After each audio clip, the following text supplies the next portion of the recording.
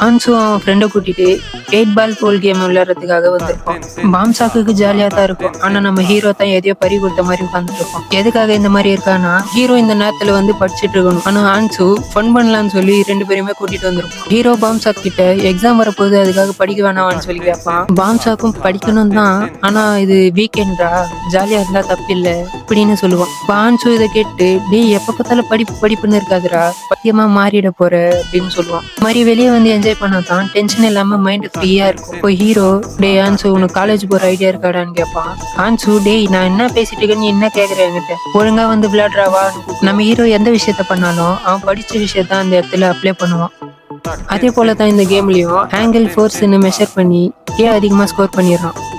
Hans இதை பார்த்துட்டு, பரவாயில்லடா உனக்குள்ளேயும் ஏதோ திறமை இருக்கு போல, கேம்ல வின் பண்ணிட்டு ஹீரோவும் பாம்சாக்கும் கிளம்பலான்னு பாப்பானுங்க. ஆனா ஹான்ஸு விட மாட்டான். எங்க போற இரு, நம்ம 3 கேம் விளையாடலாம், அதுல யாரு வின் பண்றாங்கன்னு பாக்கலாம்னு சொல்லுவான்.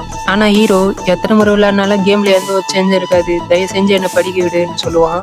ஆனா ஹான்ஸு விடுற மாதிரி இல்ல, நான் இது வரைக்கும் பொறுமையா விளையாடுனேன்டா, இப்ப என் திறமை மொத்தத்தையும் இறக்குறேன், முடிஞ்சா ஜெயிச்சு காட்டுன்னு சொல்லுவான். ஹீரோவும் இவன் பட்டாதான் திருந்துவான்னு கேமை வின் பண்ணிட்டு வெளியே வரான்னு. ஹான்ஸுக்கு கேம்ல தோத்ததுனால அவமானம் தாங்க முடியாது.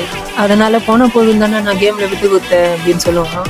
இதை கேட்ட ஹீரோ, தோத்துட்டு சமாளிக்காத மறுபடியும் அசிங்க வைக்கணும்.